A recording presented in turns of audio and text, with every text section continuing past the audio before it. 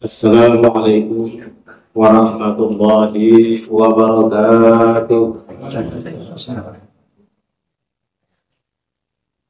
Alhamdulillah, alhamdulillahil munazzah an simatil qudus wal alwan wal kayfiyat. Wa ashhadu an la ilaha illallah al-ghani an kulli ma siwa wal muftariqu ilaihi kullu syai'in fi sa'iril awqat. Wa ashhadu anna sayyidana Muhammadan sayyidul makhluqat. Wassalatu wassalamu ala rasulillahi sahibil hawdi wasyafa'ah wa ala alihi al-mufaddilin ala sa'iril umam wa ashabil faizina bi anwa'il khairati wal ni'am. Amma ba'du. Qala rabbi ishrah li sadri wa yassir li amri wa hlul 'uqdatam min lisani yafqahu qawli. Subhanaka la ilma lana illa ma 'allamtana innaka antal alimul hakim. Yang saya hormati dan saya muliakan Ketua DKM Masjid Baitul Amal, para asatid, para hujat, para tokoh masyarakat, para kesepuhan yang pada malam hari ini atau pagi hari ini, subuh ini sama-sama telah hadir di masjid yang mulia ini. Para bapak jamaah Masjid Baitul Amal rahimakumullah. Alhamdulillah kita bertemu kembali dalam kajian subuh akbar. Pada pagi hari ini insyaallah kita akan melanjutkan kajian kita tentang tauhid, yaitu sifat 20 dari Allah Subhanahu wa taala. Dan pada kesempatan pagi hari ini kita akan membicarakan sifat al-hayat dari Allah Subhanahu wa taala. Tentu saja kajian tauhid ini menjadi hal yang sangat penting dan utama untuk kita ketahui terlebih dahulu.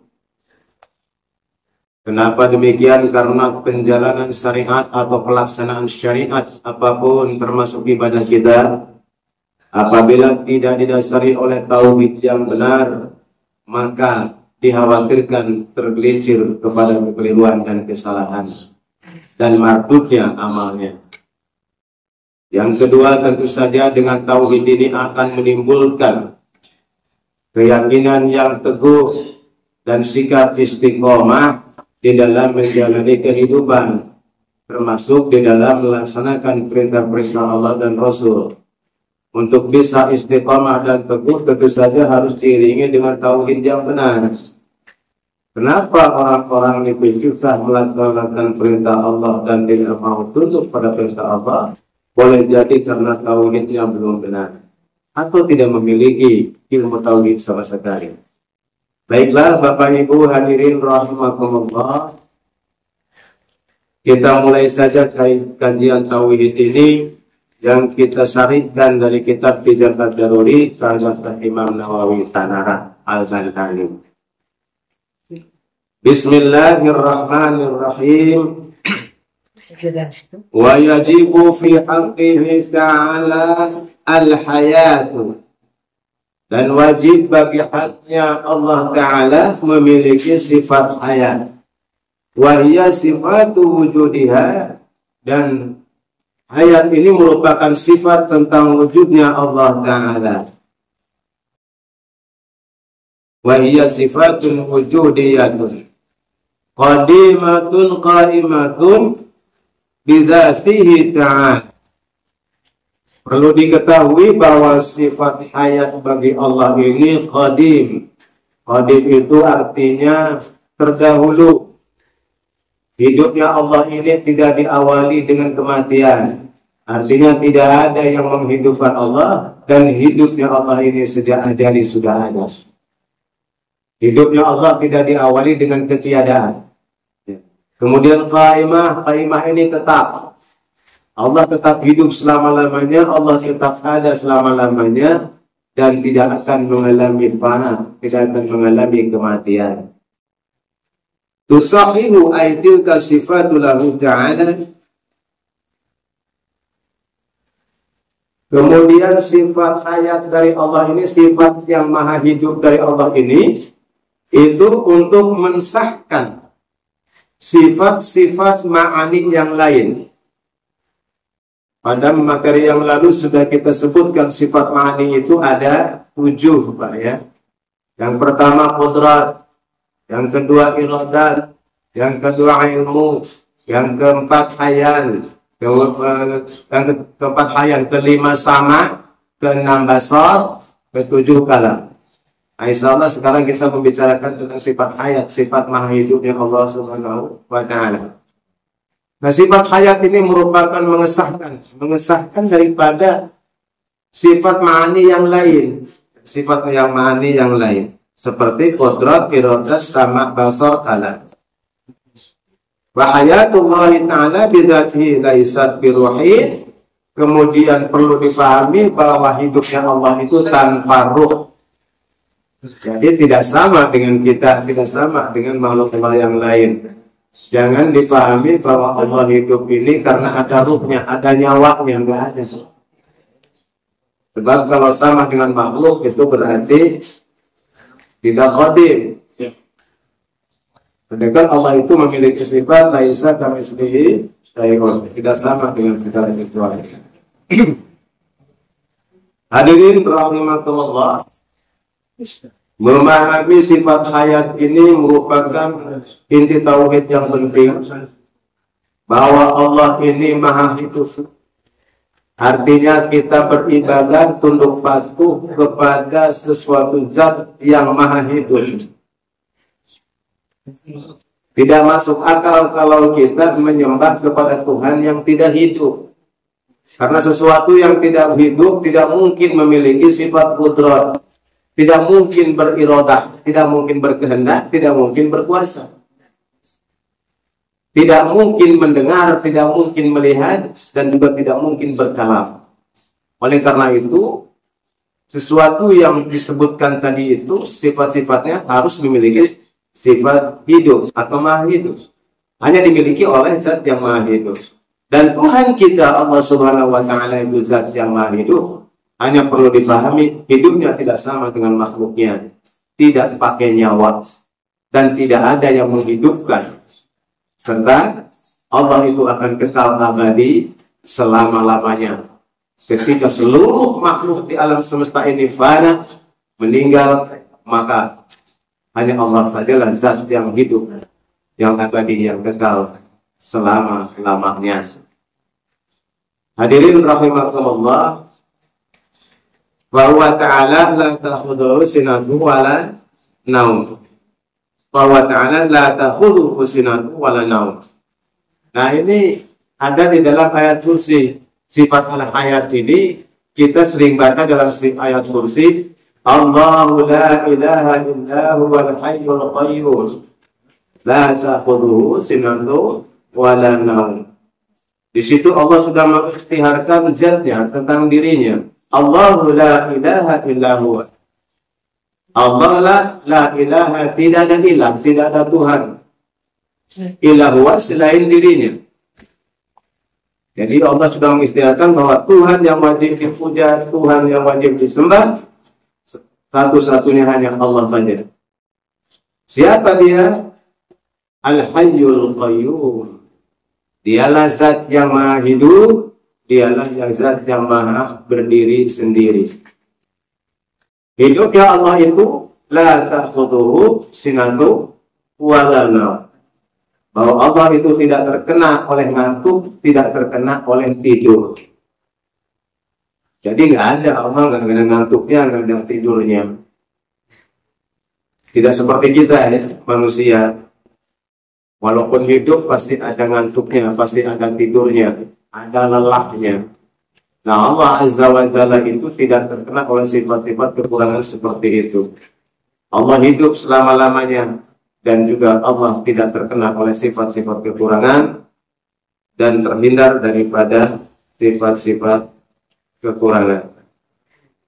Kemudian kita pahami berikutnya bahwa hidupnya Allah ini dengan segala kesempurnaannya.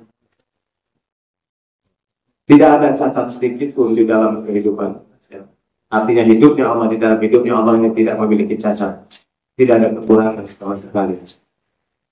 Apa hikmah yang dapat kita petik daripada tauhid ayat ini? Artinya kita memahami bahwa Allah ini zat yang maha hidup. Bapak Ibu hadirin rahimahullah, bahwa kita menyembah kepada Tuhan yang hidup, yang berkehendak, yang mengetahui segala sesuatu. Oleh karena itu, ini akan menimbulkan keyakinan yang teguh di dalam diri kita, bahwa kita sudah tepat dan benar menyembah Tuhan kepada yang maha hidup. Oleh karena itu, kenali Allah dengan sebaik-baiknya. Ketika kita beribadah, ketika kita salat, ketika kita berdoa, munajat, dzikir dan sebagainya, sambungkan qalbu kita kepada zat yang maha hidup. Sesungguhnya kita sedang berhadapan dengan zat yang maha hidup, zat yang maha mengetahui, al-alim. Allah itu mengetahui setiap gerak langkah kita karena dia adalah hidup. Karena Allah itu hidup, maka Allah maha mengetahui. Oleh karena itu, ketika kita bermunajat, ketika berkomunikasi, bahkan ketika kita berjalan di muka bumi ini, sesungguhnya kita berada dalam pengetahuan Allah zat yang maha hidup, tidak terlepas. Jadi kita harus terkoneksi selalu dengan Allah Subhanahu wa Ta'ala, tidak boleh terlepas, tidak boleh terlepas dengan kudrat dan iradanya, dengan segala kehendaknya, tidak boleh terlepas sama sekali. Karena apa? Karena sesungguhnya apa yang kita lakukan di dunia ini tidak akan bisa lepas daripada pengontrolan Allah yang suatu saat akan dimintai pertanggungjawaban di akhirat nanti. Sambungkan terus ruhani kita, qalbu kita, batin kita dengan Allah Subhanahu wa Ta'ala. Itulah hakikatnya zikrullah. Zikir itu bukan hanya di masjid saja, ya, tetapi setiap dalam langkah perjalanan zikrullah, ingatlah selalu kepada Allah Subhanahu wa Ta'ala. Inilah yang akan mengontrol diri kita, mengontrol hidup kita. Maka dengan demikian akan dipenuhi qalbu kita dengan ketenangan, ketentraman, keyakinan, keteguhan. Karena apa? Karena kita senantiasa bersandar kepada zat yang maha mulia, zat yang maha agung, zat yang maha perkasa. Jadi ketika kita beribadah, ketika sholat contohnya, kita berhadapan dengan siapa? Sesungguhnya kita sedang berkomunikasi dengan Allah Subhanahu wa Ta'ala. Oleh karena itu harus diketahui bahwa Allah itu maha hidup tadi. Jadi kita sedang berkomunikasi dengan zat yang maha hidup, yang mengetahui kita. Apalah lagi yang harus kita ragukan, Bapak Ibu sekalian, tentang perjalanan hidup ini, tentang segala sesuatu hal yang kita inginkan. Apa yang perlu kita ragukan lagi? Karena semua sudah berada di dalam pengendalian Allah Subhanahu wa Ta'ala. Berada dalam pengendalian Allah Subhanahu wa Ta'ala. Efeknya apa? Apabila ini telah tertanam di dalam kalbu kita, keyakinan ini, maka kita akan dipenuhi dengan ketenangan dan ketenteraman. Karena hakikatnya kita ini berada di dalam pengendalian Allah. Apapun yang kita lakukan berada dalam pengendalian Allah. Sekarang ini bapak-bapak dan ibu-ibu hadir di masjid yang mulia ini, sesungguhnya atas karunia Allah, sesungguhnya Allah lah yang mengendalikan kita. Allah lah yang menggerakkan kita duduk bersama-sama di sini. Zat yang maha hidup. Apabila Allah tidak menggerakkan, maka kita tidak akan bisa hadir di tempat ini. Bahkan apabila Allah tidak berkehendak, maka kita tidak akan bisa melaksanakan ibadah sholat subuh berjamaah. Itu harus diyakini bahwa itu telah merupakan kehendak dari Allah. Allah lah yang menggerakkan diri kita, Allah lah yang membangunkan diri kita. Kalau segala sesuatu bersandar kepada Allah, maka akan hilang rasa keakuan di dalam diri kita. Hilang, Pak. Inilah pentingnya tauhid. Kalau tauhid ini sudah tertanam di dalam kalbu kita, hilanglah rasa keakuan di dalam diri kita. Artinya tidak diaku oleh kita. Saya sudah bisa sholat subuh berjamaah, saya sudah bisa zikir sekian ribu, saya sudah bisa baca Quran, saya sudah hafal Quran. Nggak ada itu rasa saya itu nggak ada. Ini namanya keakuan. Yang ada apa? Timbulnya adalah rasa kehambaan. Karena memang kita ini adalah hamba Allah. Selama ini kita mengaku hamba Allah, tapi tidak ada sedikit pun rasa hamba di dalam diri kita. Yang ada apa? Rasa tuan. Katanya kita hamba Allah, tapi tidak ada rasa kehambaan di dalam sikap dan perilaku kita. Yang ada adalah sikap ketuanan. Yang namanya tuan, segala ditunjuk, segala diperintah. Sikap kabaku gitu ya. Tapi kalau yang hamba itu di hadapan Allah, sungguh hendaku tunduk patuh kepada perintah tuannya. Tuhan kita ini adalah Allah. Kita adalah hambanya. Hakikat daripada ibadah adalah penghambaan. Kita sholat itu menghamba kepada Allah. Kita puasa sedang menghamba kepada Allah. Begitu juga ketika zikir lebih-lebih. Kita sedang ingat Allah. Katanya mengingat Allah, tetapi di dalam kalbunya tidak ada rasa hamba, yang ada rasa bangga. Aneh. Katanya ingat Allah, berarti ingat siapa? Enggak malu itu sama Allah. Katanya sedang ingat Allah, sedang zikrullah, tapi sedikit pun di dalam kalbunya tidak ada rasa hamba, yang ada rasa bangga, terhadap rasa ujub bahwa saya sudah hebat berzikirnya ribuan kalimat. Tidak malu sebetulnya kita sedang mengingat Allah, sedang berhadapan dengan Zat yang Maha Hidup, tapi di dalam hati kita timbul rasa bangga, bukan rasa hamba. Nah ini sebetulnya ditanamkan di dalam kalbu kita supaya tepat dan benar, agar kita enggak dipermalukan nanti di hadapan pengadilan Allah. Bapak Ibu sekalian, kita nanti di yaumul mahsyar itu, di yaumul ba'ats, mulai bahas terus sampai ke mahsyar, nanti hisab mizan, itu akan berhadapan dengan pengadilan-pengadilan Allah. Karena perjalanan hidup kita ini setelah meninggal diawali dengan perjalanan alam barzah, di situ bertemu dengan malaikat Munkar Nakir, terus nanti di yaumil kiamah al-ba'ats dibangkitkan. Kemudian setelah al-ba'ats ini kemudian digiring ke mahsyar, dari mahsyar kemudian ke hisab, hisab ke mizan, kemudian ke sirat, kemudian jannah atau nar. Perjalanannya panjang. Lebih panjang daripada perjalanan hidup dalam dunia ini. Di dunia ini paling banter 80, gak ada yang 100 tahun, jarang banget. Bentar banget. Lagian tahunnya dunia ini pendek dibandingkan dengan tahunnya akhirat. Perjalanan akhirat itu jauh lebih panjang.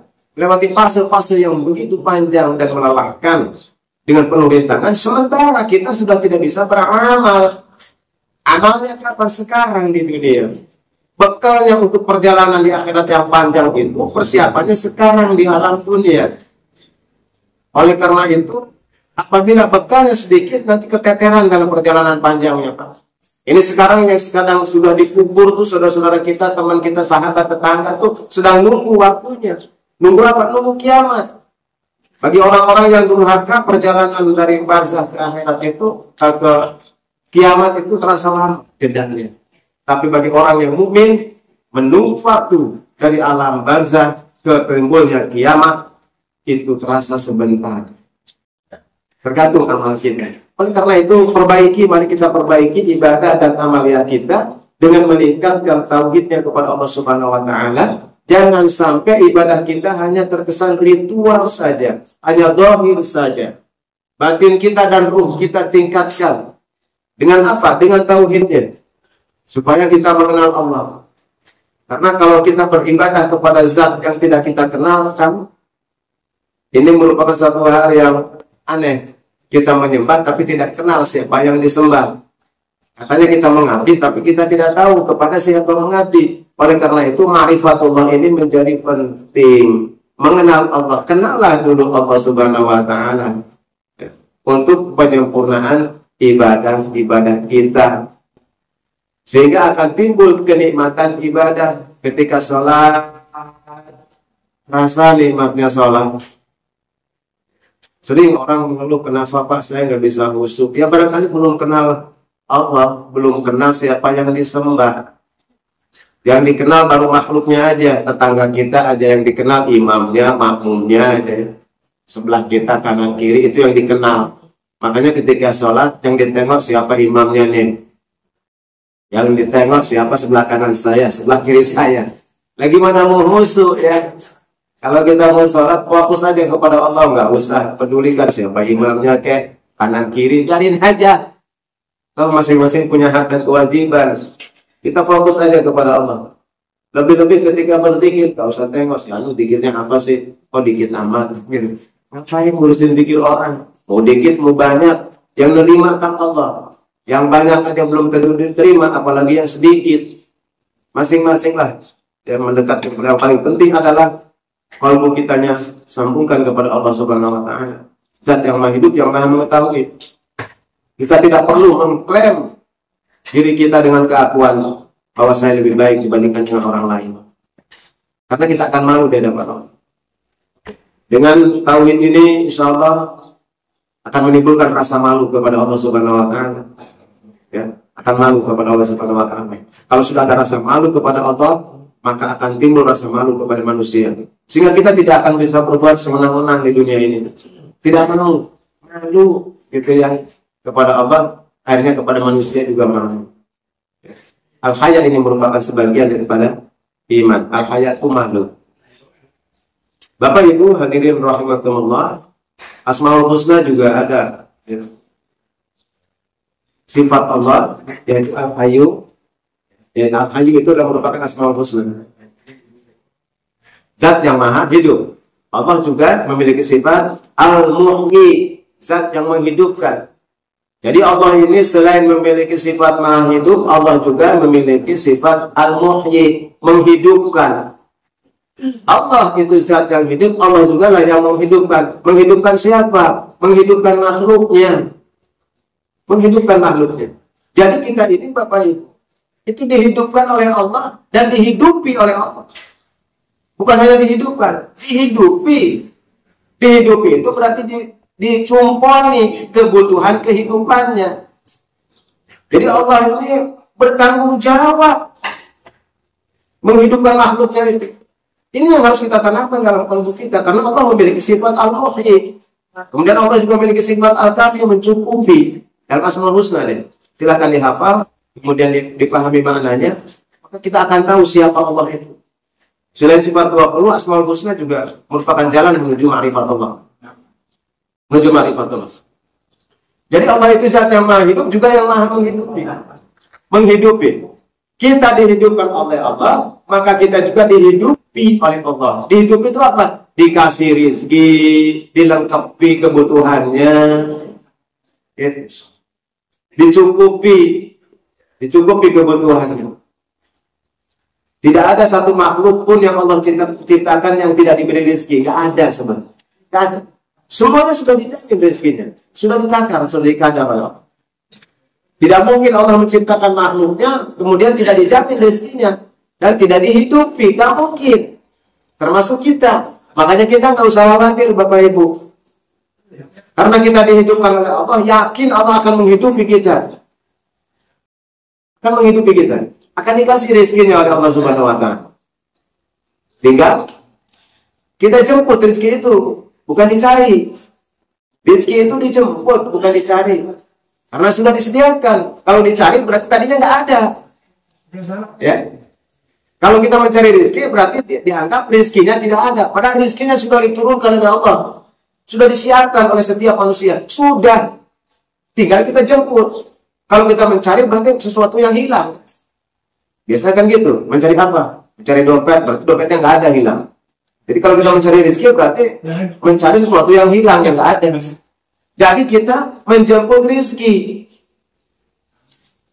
Beda Pak, kalau mencari itu dalam gambaran seakan-akan tidak jelas rezekinya ya.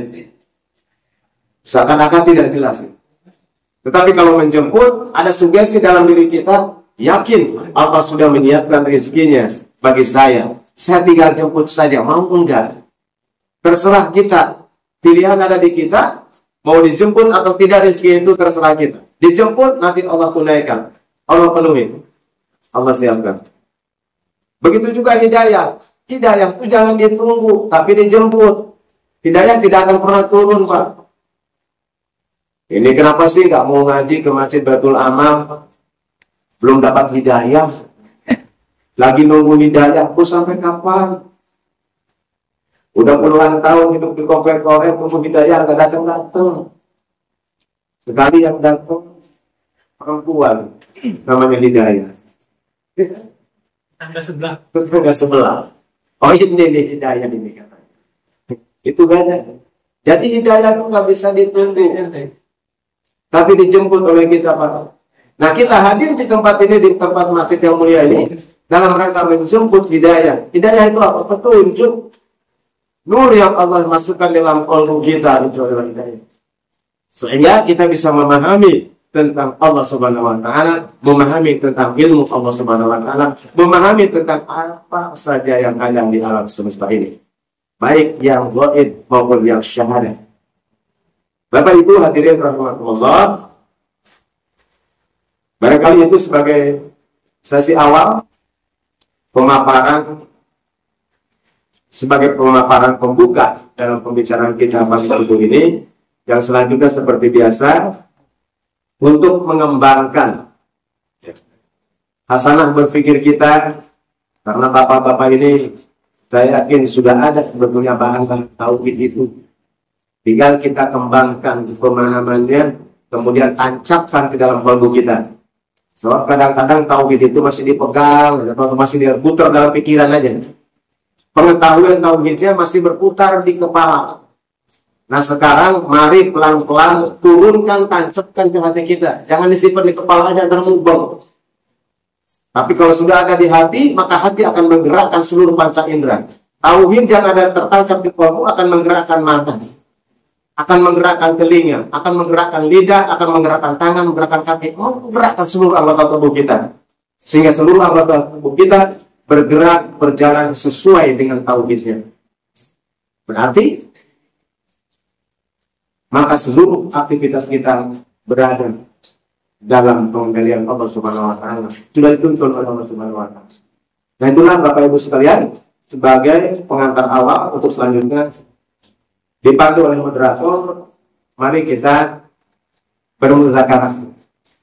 Kita berdiskusi lah gitu dengan Bapak Ibu sekalian tentang kajian tauhid dengan tema sifat Allah al-ayat, sifat Allah zat yang maha hidup.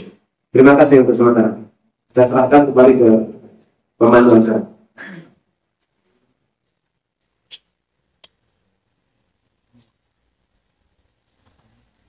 Baiklah para hadirin, ibu dan bapak yang kami hormati, seperti apa yang telah disepakatkan tadi, silakan barangkali di antara hadirin ada yang mau bertanya, yang mungkin pendalaman, silakan bisa ditanyakan langsung pada sumber. Ibu-ibu, silakan kok. Barangkali ada hal yang perlu ditanyakan tentang materi kita pagi ini. Bagaimana kita lebih mengenal Allah. Nah kalau kita mengenal Allah, kalau kita mengenal diri kita, untuk itu dipersilakan pada Bapak menjadi pilihan yang ada. Kami bertanya. Enggak Bu, Pak. Adik.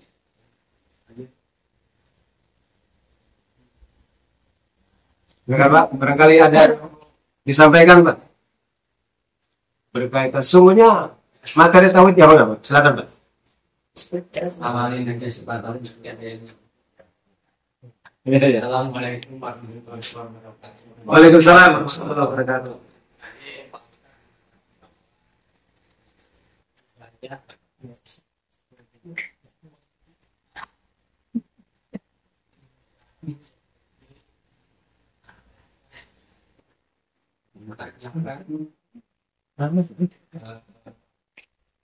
Pengalaman tentang bagaimana sih supaya bisa tahu nilai paling pokok.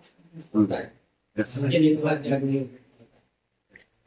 bagaimana caranya kita supaya tahu kita itu tertancap di hati kita itu nilai pokok. Kan banyak juga orang yang bilang dengan zikir yang tadi dikatakan bahwa ada yang ibu mungkin itu saja. Waalaikumsalam warahmatullahi wabarakatuh.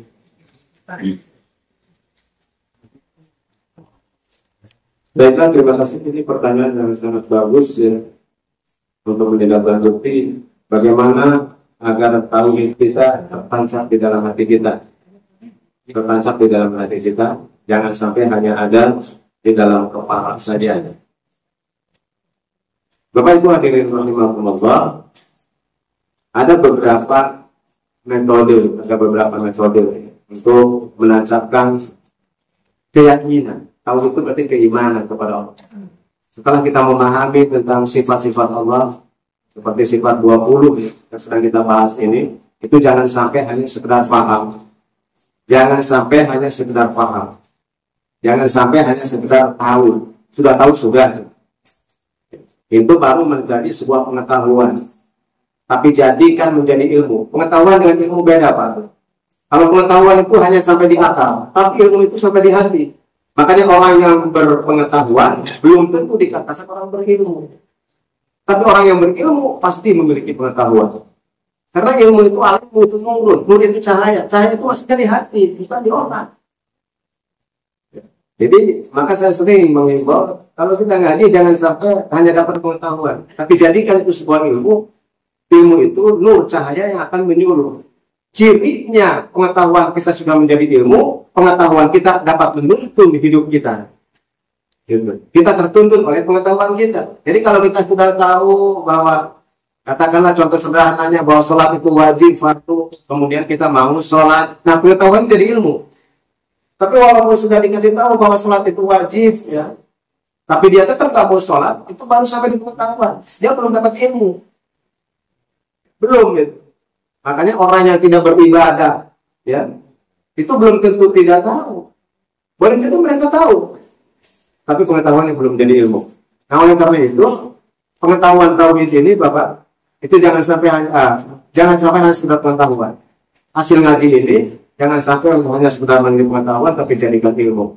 Oleh karena itu, metodenya banyak untuk menancapkan tauhid. Yang pertama tentu saja dengan zikrullah, Pak. Ini lazimkan berzikir. Afdhulu dzikri fa'lam annahu la ilaha illallah. Karena qalbu kita ini harus diasah. Pertama, langkahnya supaya qalbu ini menyimpan hal-hal yang baik, termasuk cahaya dari Allah, nurullah tadi, termasuk tauhid. Tauhid ini adalah merupakan ya, hikmah tertinggi yang ditanamkan di dalam qalbu kita. Apabila qalbu kita sudah ditanamkan tauhid oleh Allah, maka kita menemukan karunia yang besar, ilmu yang besar. Ilmu tertinggi itu tauhid, Pak. Tauhid. Baru kemudian yang lain-lainnya. Dan itulah ilmu yang menyelamatkan hidup kita di dunia dan di akhirat. Oleh karena itu, hati kita agar menerima ilmu, saya katakan tadi ilmu ini adalah nur dari Allah Subhanahu wa Ta'ala yang disimpan di dalam qalbu, maka nur itu akan masuk ke dalam qalbu seseorang, akan bersinar, bercahaya apabila qalbunya bersih. Artinya buang kotoran-kotoran dalam qalbu kita. Ini yang pertama. Kita harus bersihkan sedikit demi sedikit qalbu kita. Nah, di antara membersihkannya dengan zikrullah tadi, dengan mujahadah. Dengan mujahadah. Nah, zikrullah ini dalam rangka menghidupkan qalbu kita, mengusir sedikit demi sedikit kotoran-kotoran. Ibarat pakai mesin cuci lah, dibersihkan. Dengan zikrullah, la ilaha illallah, la ilaha, tanam, coba tertanam tauhid itu. Rasanya, zikir ini adalah untuk melatih rasa. Sedangkan pengajian ini adalah untuk memberikan pengetahuannya. Yang kemudian setelah kita tahu, rasa kita hidup, masuk, gitu, nyambung antara yang kita ketahui dengan rasa. Selama ini boleh jadi tidak menjadi ilmu karena baru tahu, baru pengetahuan, rasanya belum ada. Ya. Rasa diawasi oleh Allah, rasa Allah itu ada, itu belum ada, rasa itu belum ada, makanya nggak masuk ke dalam hati. Oleh karena itu, supaya masuk, setelah kita memiliki pengetahuan, hidupkan hati kitanya dengan dzikrullah. Sehingga apa yang kita ketahui itu masuk nanti. Masuk, Pak. Serat masuk gitu. Sedikit demi sedikit terus gitu. Lazimkan dzikrullahnya. Jangan sekali-kali, jangan ketika haul saja, ketika ada yang meninggal saja dikirnya. Itu keselamatan namanya. Tapi zikir ini harus menjadi sebuah amaliyah yang lazim, yang istiqomah. Ya terserah Bapak yang ini mau torekat apa silahkan. Atau tidak bertorekat juga tanpa ini ya silahkan aja. Banyak zikir-zikir dari Rasulullah ya. Yang penting lazimnya. Monggo. Iringi dengan tauhidnya, makanya ketika setelah tahu ilmunya seperti ini, ketika zikir tingkatkan bahwa kita sedang mengingat Allah. Ya. Terasa oleh kita, bukan terbayang. Allah jangan dibayang-bayangin. Jangan dibayang-bayangin kayak anu bentuknya, jangan. Tapi terasa lama-lama. Kalau hati kita sudah hidup, maka terasa keberadaan Allah. Maka ketika kita bermunajat, berdoa kepada Allah, terasa kita sedang berhadapan dengan Allah Subhanahu wa Ta'ala. Dan Allah menyaksikan kita sedang berdoa dan meminta kepadanya. Kemudian yang kedua, bertafakur, Pak. Ya, untuk menanamkan tauhid dengan cara bertafakur. Tadi dengan zikir, yang kedua dengan tafakur. Banyaklah bertafakur, mentafakuri. Setiap peristiwa di alam, tafakuri. Jadi kalau kita pergi ke pantai itu jangan hanya berenang aja. Ini pergi ke Anyer cuman berenang. Tapi tafakuri. Jadi tafakuri apa? Ciptaannya. Laut yang begitu indah, tafakuri, direnungkan. Nah, supaya tergambar kemahan kuasa Allah Subhanahu wa Ta'ala. Syukuri, tafakuri nikmat Allah. Ya, ditafakuri. Terus bertafakur. Ya, ditafakuri. Sempatkan kita untuk bertafakur, untuk bermuhasabah. Di tempat yang agak sepi, di rumah gitu ya. Sempatkan kita dulu bertafakur. Karena tafakur syaitan ini pahalanya besar. Jadi tafakur juga merupakan ibadah. Ketika mentafakuri Allah, nikmat-nikmat Allah. Tafakaru fi khalqillah wa la tafakaru fi dzatillah. Mentafakuri, berfikirlah tentang makhluk Allah, tapi jangan berpikir tentang zat Allah. Artinya makhluk Allah penciptaannya inilah yang kita tafakuri. Jangan mikir-mikir tentang wujudnya Allah. Kayak apa ya Allah? Jangan ketemu. Dilarang. Jangan dipertanyakan mengenai wujudnya Allah atau bentuknya Allah, karena tidak akan ketemu. Jadi dengan zikrullah, kemudian dengan bertafakur. Ya. Di antaranya dua itulah untuk menanamkan terus menerus. Itu Pak ya. Barangkali kalau nanti ada yang menambahkan silahkan. Yang lain Pak, langsung aja Pak. Ibu-ibu.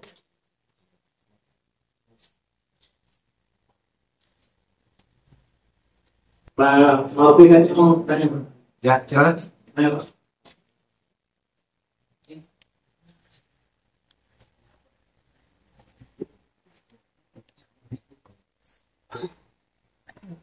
Ya Pak, silakan Pak.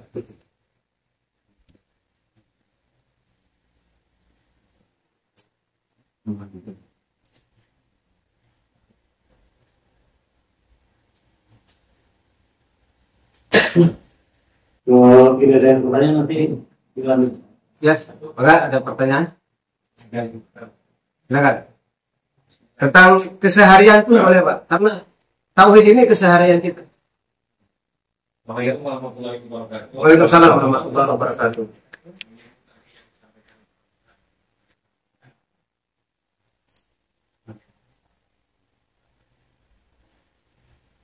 Ya,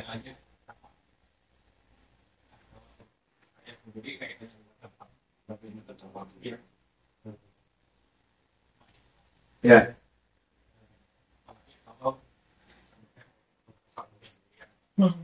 Sama saja kalau aku sendirian ya mungkin yang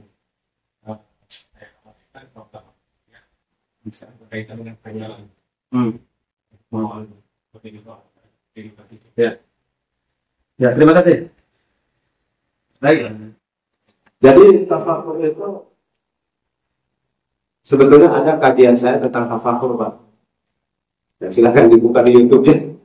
Kalau ingin tahu tentang tafakur di YouTube-nya ada. Sengaja saya rekam supaya itu bisa diulang-ulang. Termasuk saya sendiri bisa melihat hasil kajian saya.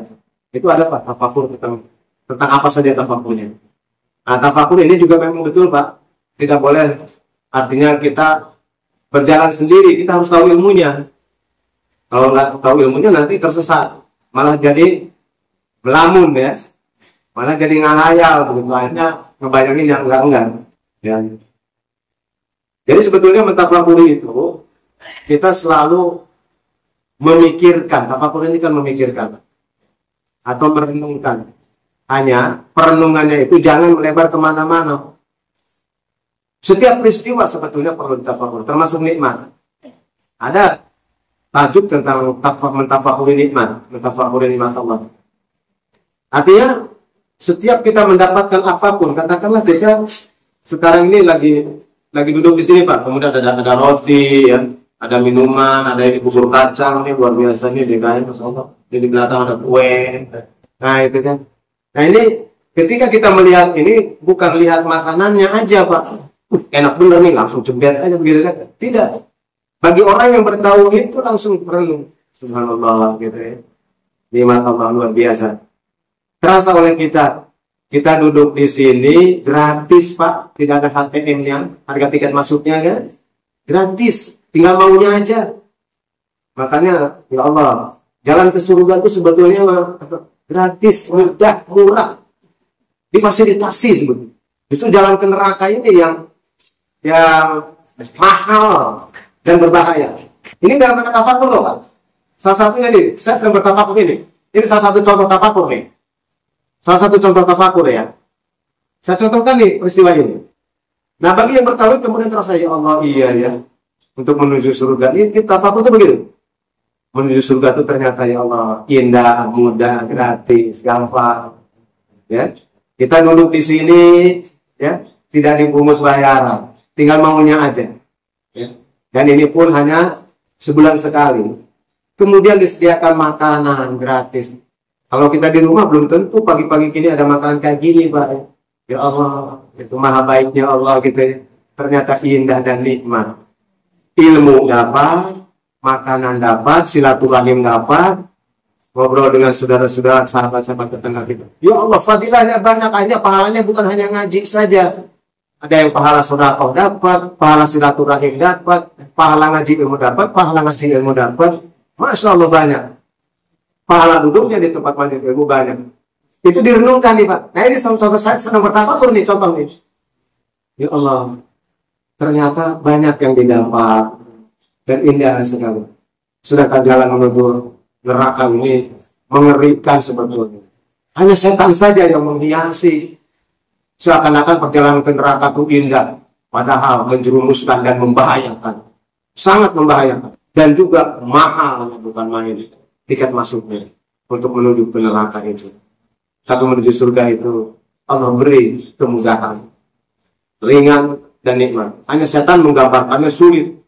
Wah, ngapain datang ke masjid berdoa? Ngantuk lah, capek lah, segala macam. Setan begitu. Padahal ketika udah masuk sampai sini seger juga gitu, apalagi sudah kasih kopi gitu. Seger ya. Masya Allah nikmat gitu. Nah ini saya contoh sedang bertafakur, Pak. Itu dari peristiwa ini kita tafakuri gitu dalam diri kita. Jadi bukan hanya sudah alhamdulillah ada kue nih, makan.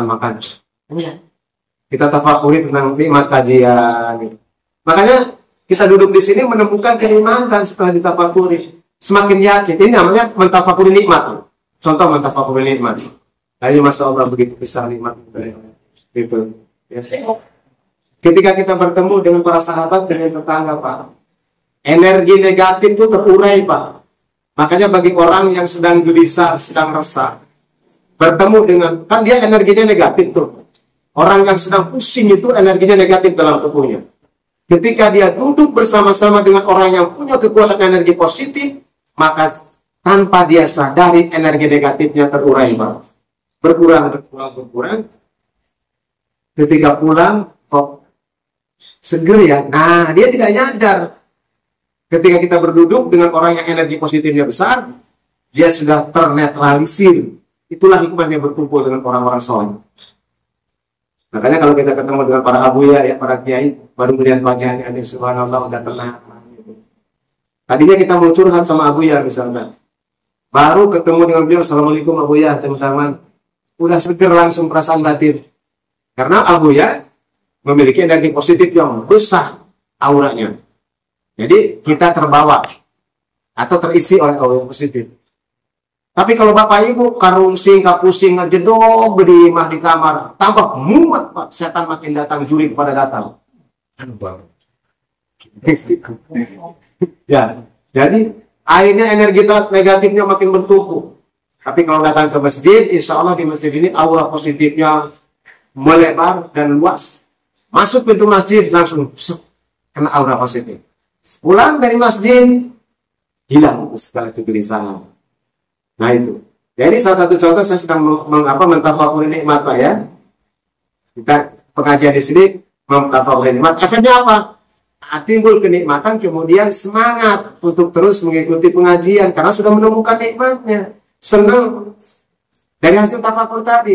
Timbullah keyakinan kepada Allah Subhanahu wa taala. Ya. Tentang kemahabesaran Allah, kemahakuasaan Allah. Akhirnya itulah yang dikatakan jemput hidayah. Ketika kita sudah menemukan kenikmatan, semangat ya untuk terus melakukan perbaikan, untuk terus mengaji, berarti kita sudah dapat hidayah. Karena tadi kita jemput, datang duluan. Tapi kalau hari gini masih tidur nih, habis sholat subuh tidur lagi, gimana mau dapat hidayah? Mau dikasih orangnya lagi morok. Jadi ambil lagi lah, kasih aja tuh yang duduk di majlis tuh, di masjid amal. Banyak kasihin tuh sama malaikat. Hidayahnya ya, ilhamnya. Anak buah malaikat Jibril. Ada yang bertanya juga, malaikat Jibril sudah selesai tugasnya. Iya, malaikat Jibril kepada Nabi. Memang malaikat Jibril sendirian? Enggak. Malaikat Jibril itu punya tugas-tugas, punya anak buah banyak. Enggak terhitung. Nah, anak buahnya inilah yang berkomunikasi dengan kita. Ada yang ngasih firasat, ngasih ilham. Itu semua adalah dari Allah. Ya. Anak buahnya malaikat Jibril. Malaikat Jibril rajanya, tapi anak buahnya banyak.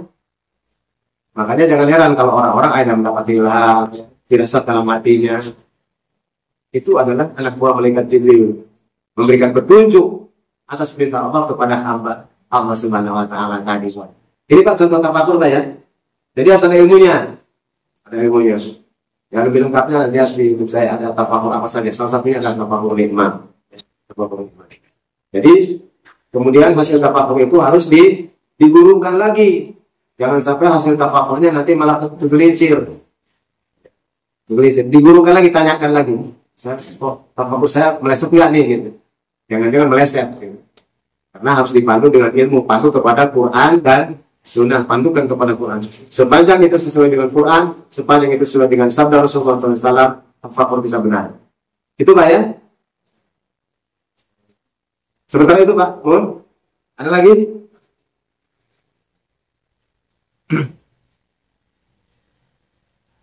Pak Wahyu, terjawab Pak Wahyu. Pak Zem. Silakan. Saya Indonesia. Masih lama Pak, baru jam 6 Pak. Ini Pak Haji, mana Pak Haji? Assalamualaikum warahmatullahi wabarakatuh. Waalaikumsalam warahmatullahi wabarakatuh. Saya mengulang supaya lebih cerah. Cerah oleh saya. Amin. Ini memperhatikan pembelajaran di masyarakat, termasuk sekolah. Sering orang mengatakan alhamdulillah kita berkat yang maha kuasa, dan yang maha kuasa bisa hidup, bisa makan, bisa beraktivitas. Itu karena zat maha kuasa adalah Allah. Itu zat-zat tadi itu maha kuasa, termasuk ayat tadi.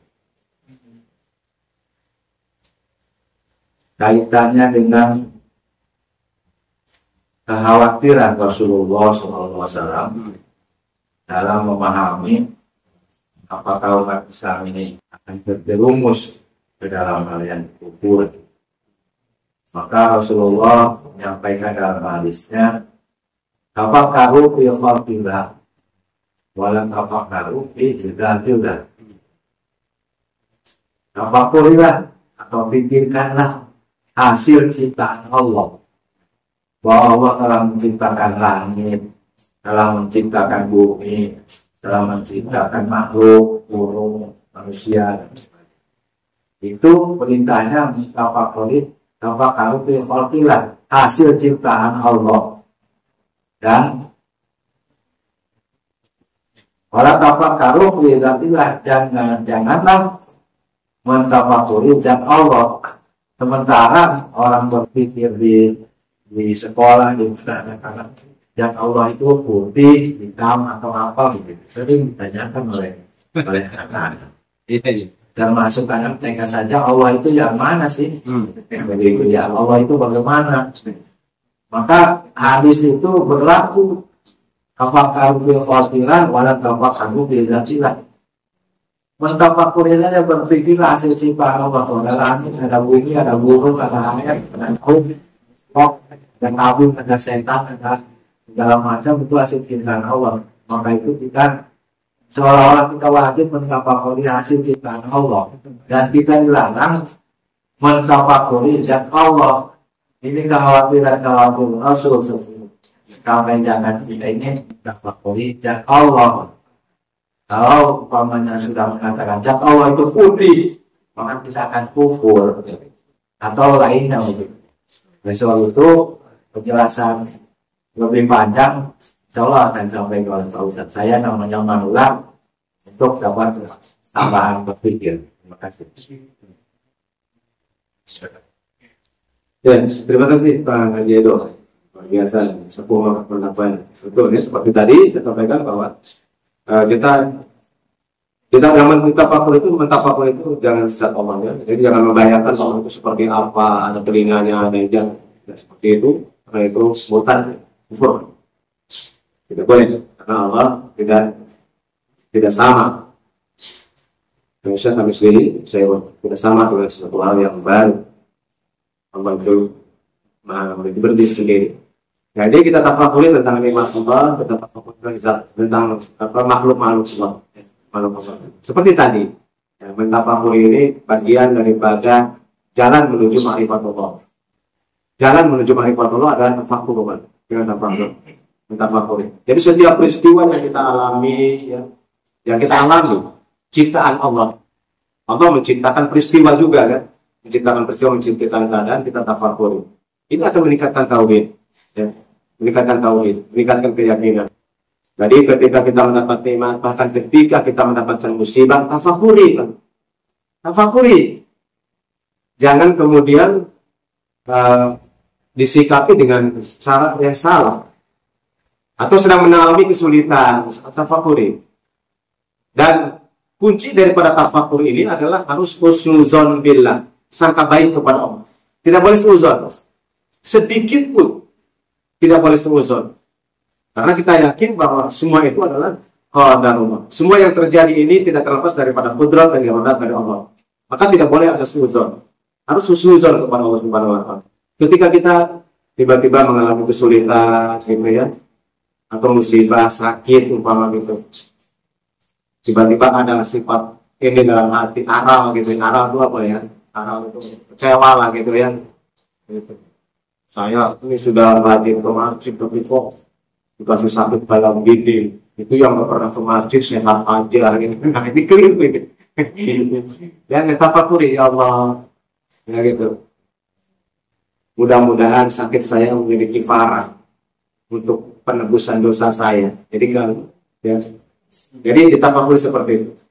Jadi kita yakin apa yang terjadi pada diri kita itu ada hikmah yang terbaik. Tidak mungkin Allah berbuat zalim kepada kita. Setiap kejadian apapun, walaupun itu terkesan pahit, terkesan penderitaan, kita harus berkeyakinan tidak mungkin Allah zalim kepada kita. Tapi ada hikmah di balik itu semua. Mungkin Allah sedang menguji kita, Allah sedang mencabut dosa-dosa kita, nanti diganti dengan pahala. Ya, sedang digugurkan dosa-dosa kita, sedang dihapuskan dosa-dosa kita, kemudian Allah kasih pahala yang besar karena kesabaran kita. Atau kemudian juga Allah sedang akan mengangkat derajat kita di sisinya, akan diangkat pangkat di sisi Allah. Ya. Seperti itu, tafakuri seperti itu, Bang. Ini namanya sedang bertafakur. Tafakuri Allah, akhirnya timbullah kembali rasa syukur, rasa sabar dalam diri kita. Ingat kepada Allah. Lama-lama semua itu tidak terasa, Pak. Sakit yang diderita itu lama-lama tidak terasa sakit. Sakit itu akan terasa sakit apabila memang dipikirin sakit. Semakin lama kita memikirkan saya sedang sakit, semakin sakit, Pak. Karena itu tersugesti. Pikiran inilah yang menambah sebetulnya. Tapi kalau pikirannya ini dikurangi, maka rasa sakit itu akan berkurang. Akan berkurang. Akhirnya tersugesti, lama-lama sembuh. Nah, saya juga kan sudah mulai mensugesti diri saya, Pak. Bahwa saya kuat terhadap AC. Gitu kayak. Mensugesti, Pak. Akhirnya lama-lama mulai sedikit saya mulai ada kuat terhadap hawa AC dan dingin, Pak. Jadi ternyata pikiran ini sangat mempengaruhi, Pak. Inilah tafakur juga ke sana. Hasil dari tafakur itu akan menimbulkan sugesti positif. Apabila tafakurnya positif, ya, sekaligus akan menambah dari sugesti akan menambah keyakinan di dalam diri kita. Timbul keyakinan dalam diri kita. Yakin saya tidak apa-apa. Dan memang terjadi apa? Kan Allah itu sesuai dengan persangkaan hamba-Nya, kan? Ya. Makanya bersangka baiklah kepada Allah, jangan bersangka buruk. Dia sangkanya buruk baik, gitu ya. Kepada Allah itu akhirnya yang terjadi keburukan. Maka bersangka baiklah selalu, insya Allah akan selalu mendapatkan kebaikan. Makanya saya paling sering ditegur, Pak, kalau misalkan contoh gini aja, Pak. Contoh sederhana ya. Ini kebiasaan di kita. Ada misalkan ibu-ibu atau bapak-bapak lihat anaknya naik pohon jambu. Nak, jangan naik, nanti jatuh. Ini kalimat nanti jatuh jangan disebut, disalahin. Kenapa bahayanya disebut? Yakin akan jatuh? Kan belum tentu. Kenapa bilang nanti jatuh? Akhirnya kalau bersamaan dengan takdir Allah jatuhlah anak itu. Kalau mau mengatakan, nah jangan ke situ, pohon itu tinggi, gitu. Kan benar pohonnya tinggi ya. Jadi berbicara yang benar. Ini malah rata-rata, jangan naik, ntar jatuh loh. Wah, gedebuk. Jadi kalimat-kalimat yang berbahaya itu jangan disebut. Ini saya sering tegur nih. Itu jadi doa. Tidak boleh. Ini mah sering kali ibu-ibu lagi, Pak, awas. Pakai jaket, nanti masuk angin. Bener banget masuk angin. Jangan disebutin penyakitnya mah, jangan. Ya, doakan saja supaya sehat gitu. Ini mah penyakit yang membahayakan disebut-sebut. Seakan-akan kita tahu pasti bahwa penyakit dan musibah itu akan terjadi. Belum tentu. Sesuatu atas kehendak Allah. Dan hati-hati. Apabila itu ucapan, kemudian bersamaan dengan takdir Allah, qabul gitu. Ini sering, Pak. Kelihatan separe banget. Bahasa-bahasa seperti ini. Ya. Oleh karena itu, mulai sekarang, ini juga dalam rangka menancapkan keyakinan tadi, ya. Keyakinan tadi kepada kudrat dan irodah Allah, bahwa segala sesuatu atas kehendak Allah, maka berhati-hatilah. Karena Allah maha berkehendak, apapun bisa terjadi. Oleh karena itu, apapun bisa terjadi, bersangka baiklah kepada Allah, supaya apapun yang terjadi adalah hal kebaikan kepada kita. Yang kedua, kita akan berhati-hati untuk menyikapi sesuatu yang buruk, termasuk ucapan yang buruk. Boleh jadi karena Allah maha berkehendak, qabul semuanya, ijabah semuanya. Gitu. Termasuk pada diri kita. Nah, pada anak-anak, hati-hati, masuk sembarangan. Kamu disuruh sama orang tua aja susah. Dasar blow on. Anaknya jadi blow on. Ini ngomong sembarangan. Diulang-ulang. Dikira aja kan diulang-ulang ya. Subhanallah, supaya ijabah. Kalau diulang-ulang tiap pagi blow on, lama-lama kita anaknya kok bisa blow on. Bener Pak ijabah blow on. Ya, gitu. Jadi ucapan-ucapan itu hindarilah sebagai ciri orang yang bertauhid. Yakin kepada Allah Subhanahu wa Ta'ala. Kita tuh nggak terlepas, jangan dikira kita tidak berada dalam pengawasan Allah. Jangan dikira kita tidak diawasi oleh para malaikat Allah. Semua sikap gerak ucap kita tuh diawasi dan perhatikan. Disitulah hati-hatinya. Karena boleh jadi kesulitan, permasalahan kehidupan dalam diri kita, dalam masyarakat kita, akibat ulah-ulah yang tidak diketahui tadi. Perilaku dan ucapan yang tidak kita sadari, tidak didasari oleh ilmunya, oleh tauhid. Akhirnya jadi acak-acakan di masyarakat. Karena salah sikap, salah ucap. Jadi terjadi semua rodin akhirnya. Nah inilah mulai dirapi-rapikan. Cara merapikannya mulai kita merapikan diri kita sendiri, keluarga, dan akhirnya masyarakat akan terapihkan semuanya. Berpikir, ya, berucap, dan bersikap sesuai dengan perintah Allah. Inilah pikir, ucap, dan sikap yang benar menurut Allah. Orang yang mendapatkan tuntunan dari Allah Subhanahu Wa Taala. Terima kasih Pak. Ya, masih ada Ibu barangkali? Ya Pak, silakan ada Pak. Tenang Pak, masih ada 15 menit lagi ya. Assalamualaikum warahmatullahi wabarakatuh. Waalaikumsalam. Yang saya tanya, kebiasaan penjelasan yang baik begini. Dalam hidup ini, kadang-kadang ditanya, hidup itu susah. Ya. Mungkin karena kita dan sehari-hari atau berusaha ini, ya berjalan mungkin sehari-hari itu. Dan itu susah. Yang kan mau sholat hari waktunya belum. Nah, saya mencoba. Apa saya minta apapun ini dipaksakan, atau tidak dapat tadi apa? Saya coba paksa. Nanti ada tertidur yang banyak bolak-balik pikiran kemana-mana itu. Saya pikir. Akhirnya saya tertidur. Saya nggak tahu berapa kalimat-kalimat yang saya baca itu. Saya nggak tahu tertidur. Ya. Apa itu semacam pelarian dari keadaan yang saya alami atau apapun. Itu yang saya tanya. Ya. Terima kasih Pak. Ya, terima kasih Pak. Jadi yang Bapak lakukan tadi kesulitan tidur, kemudian akhirnya Bapak melakukan zikir Pak ya.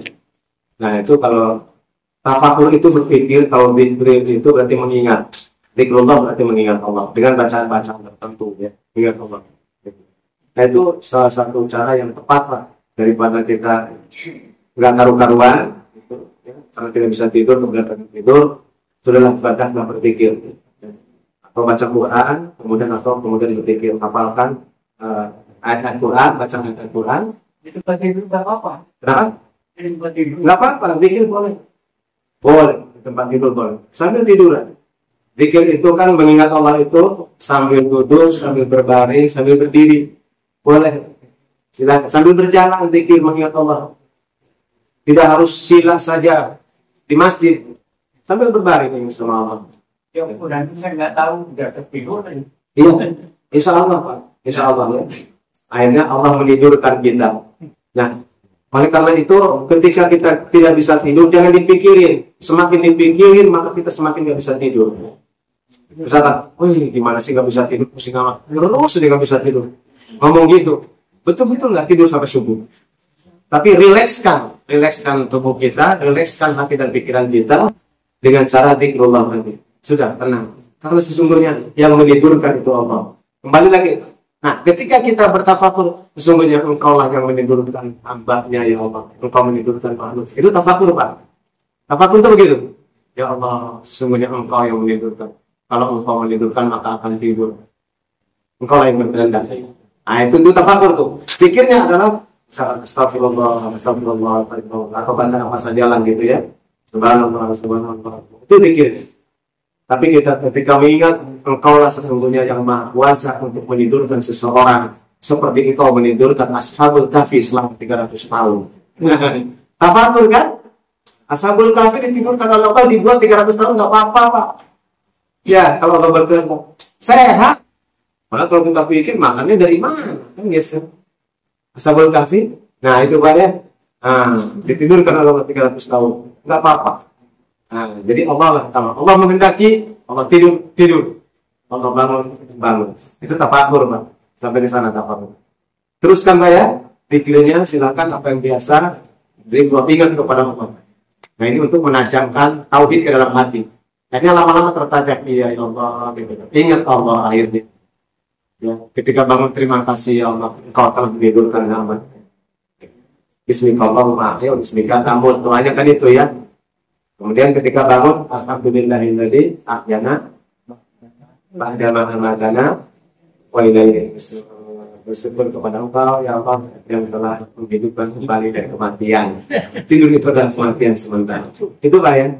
Ya lanjutkan Pak. Jadi jangan gelisah Pak, nggak bisa tidur. Ingat Allah, nanti ingat Allah. Insya Allah Allah tidurkan. Ya. Terima kasih. Silakan Pak. Firman. Masih ada waktu. Saya ingin mendapatkan penjelasan dari Ustaz untuk mempertajam masalah tauhid. Ada keterangan yang mengatakan man arafa nafsahu faqad arafa rabbahu. Iya. Barang siapa yang mengenali dirinya tapi belum mengenal. Bagaimana metode untuk mengenali diri kita itu siapa, Allah siapa. Sehingga untuk melaksanakan seperti tafakur dan sebagainya itu mungkin diawali dari setelah kita mengenali diri kita, siapa diri kita dan siapa. Mungkin itu yang perlu penajaman, mohon penjelasan yang lebih. Ya, terima kasih. Ini berkaitan dengan hadis Nabi tadi. Qaul ulama yang mengatakan bahwa barang siapa yang mengenal dirinya maka dia akan mengenal Allah, begitu. Man arafa faqad arafa rabbahu. Barang siapa mengenal dirinya maka dia akan mengenal Allah. Ini adalah dalam rangka perjalanan menuju tafakur. Tafakuri diri kita. Salah satunya adalah tafakuri diri. Kenali diri kita. Maka ini jalan menuju mengenal Allah. Ya. Mengenal diri kita itu bukan hanya sekedar siapa sih nama saya, orang tua saya, ibu saya, itu bapak, aslinya dari mana, bukan itu. Ya. Mengenal diri itu. Tapi kita harus betul-betul tahu siapa diri kita. Silahkan bercermin. Makanya untuk latihannya Pak, bercermin kan. Kita sering sih bercermin, tapi bercermin hanya ketika pakai baju dan nyisir rambut. Tapi tidak pernah bercermin. Coba sekali-kali ini metodenya. Ketika bercermin, kalau begini kan nggak kelihatan siapa kita. Bercermin, kelihatan kan sosoknya. Kamu begitu. Tunjuk sama bapak sekalian, sama ibu. Siapa kamu? Sok tanyakan gitu. Ulang itu. Siapa kamu sebenarnya? Merinding Pak. Gak percaya buktikan kan? Buktikan. Ini metode langsung nih. Ini jangan bercermin ketika peci pas nggak ya? Pakai baju pas nggak? Cuman gitu doang. Coba sekali-kali. Gak usah lama-lama. 5 menit pantengin wajah kita di situ. Pantengin. Tanya oleh kita. Siapa kamu sebenarnya? Oh, saya ngomong gini aja udah merinding Pak. Supaya kita mengenal ruh kita sendiri. Selama ini kita tidak mengenal ruh kita. Padahal yang hidup itu adalah ruh, bukan jasad. Kalau ruhnya nggak ada, hilang jasad. Ya, sebetulnya ruh kita. Kita nggak kenal ruh kita. Makanya ruh kita tersakiti. Ruh kita sakit. Karena tidak pernah dikasih makanan ruhnya. Yang dikasih makanan jasadnya aja. Karena kita tidak mengenal ruh. Ya, tidak mengenal ruh kita. Nah, mengenal diri itu dalam apa? Mengenal ruh juga. Kita harus kenal. Karena ruh inilah yang akan berjalan menuju Allah nanti. Jasad dikubur, tinggal tengkorak Pak.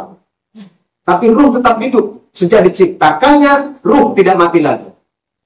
Sampai nanti tinggalnya di surga dan neraka. Memang kalau di akhirat nanti jasadnya diganti lagi. Ruhnya itu, tetapi jasadnya adalah jasad akhirat, bukan jasad dunia. Kalau jasad dunia itu seperti ini ya. Tapi di akhirat itu walaupun makan minum nggak kencing. Karena jasadnya beda. Tapi dikasih jasad di surga itu. Ruhnya tetap ini. Nah, kita udah kenal belum ruh kita? Makanya coba tanya deh. Untuk mengenal diri, pertama itu caranya. Ntar biar berkembang. Tapi setelah itu harus berproses Pak. Kalau sudah menemukan ketika yang ngaca, ini juga tetap harus ditanyakan lagi. Kenapa Pak saya timbulnya ini? Apa ini? Siapa saya? Gitu. Kadang-kadang kita kalau sedang mentafakuri Pak. Nah, siapa sih saya ini? Ya. Kalau ini sudah mengenal diri kita, maka ketika kita sholat, itu sejatinya yang sholat itu adalah ruh kita. Bukan sekedar jasad. Selama ini kita sholat itu jasadnya. Ruhnya nggak sholat. Makanya jasadnya sujud, tapi ruhnya nggak sujud. Mana-mana. Ya. Karena ruhnya tidak ikut sholat. Tidak ikut sholat. Tapi kalau kita sudah mengenal diri kita, siapa kita, maka kita merasakan kita bergerak itu, jasad ini hanya digerakkan oleh ruh. Makanya ketika duduk, ketika zikir itu tidak terasa capek, karena yang bergerak adalah ruhnya. Yang ibadah, yang zikir adalah ruhnya. bukan jasadnya. Tapi kalau jasadnya yang bergerak dan beribadah, maka akan terasa capek dan kotor. Gitu. Nah, itu caranya salah satunya adalah coba bercermin. Boleh siapa yang coba nanti ngomong ke saya hasilnya. Panteng matanya, panteng, lihatin siapa kamu sebenarnya. Ntar kamu adalah ini dalam hati itu, ya. Jadi kita harus mengenal diri kita, siapa diri kita sebenarnya, karakter kitanya, kebiasaan kita, keinginan kita, salah satunya itu. Ini harus mengenal, Pak. Keinginan kita siapa? Keinginan kita apa? Karakter kita seperti apa sih orangnya? Ini harus kenal. Kecenderungan kita kemana? Apakah kita punya kecenderungan lebih kepada nafsu ataukah kepada taat? Karena Allah menanamkan fa'alhamaha fujuraha wa taqwaha, tapi kadarnya berbeda-beda. Mungkin ada orang yang terlalu cenderung kepada nafsu, kepada taat sedikit. Nah, kita itu apakah cenderung kepada nafsu kah, kepada taat kah? Ini dalam rangka upaya untuk mujahadah, memperbaiki diri. Kalau kita sudah tahu, saya ini orangnya agak susah ngasih ya sama orang, itu kan harus tahu. Ini mengenal diri. Susah ngasih itu berarti pelit gitu. Gitu. Aduh, saya kok agak berat susah ngasih. Akhirnya dilatih untuk mau memberi kepada orang. Atau susah membantu, akhirnya melatih diri gitu. Nah, ini lama-lama dia akan mengenal tentang penciptaan Allah Subhanahu wa taala dan pada akhirnya akan mengenal siapa Allah Subhanahu wa taala. Ya. Dengan mengenal diri itu akan menginsafi siapa dirinya. Setelah mengenal dirinya, dia menginsafi bahwa saya adalah seorang hamba dan ada yang mengendalikan saya, yaitu Allah Subhanahu wa taala. Itu kan. Tapi coba dulu deh gitu. Dengan bercermin, Pak, di kaca lemari. Baru kemudian coba dong ngomong sama saya ya. Hasilnya seperti apa? Dialog dengan diri sendiri. Nah, monolog dengan di depan cermin. Gak usah banyak tanya gitu aja. Siapa kamu? Tapi jangan disaksikan anak dan istri. Jendungin tuh. Wah, bendung tapi habis ngadu tuh ngobrol dengan kaca. Lihat dulu, kalau ada anak jangan. Anak kan nggak paham ya. Ini masalah satu metode aja. Ini Bapak ini. Nanti dicengkulin pulang dari masjid jadi gendeng bapak. Ya. Ya udah. Udah matahari. 6:30 udah. Terima kasih kepada Bapak Ustaz. Demikianlah Bapak, karena waktu sudah cukup sekian. Kita sebelum kita akhiri kita kita tutup dengan doa yang begini.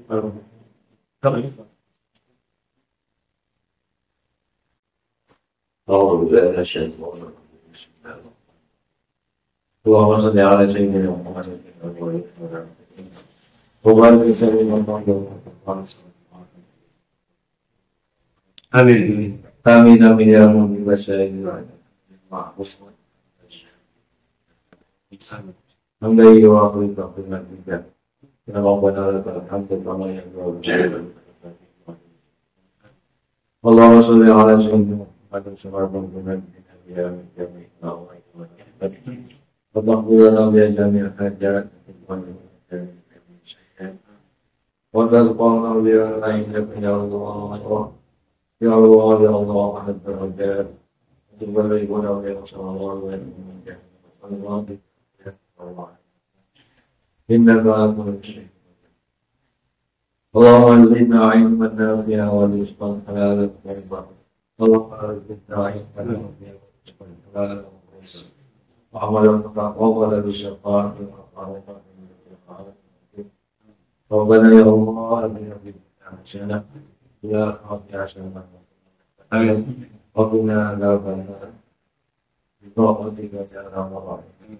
Subhanallah kalau berhajat yang banyak syukur.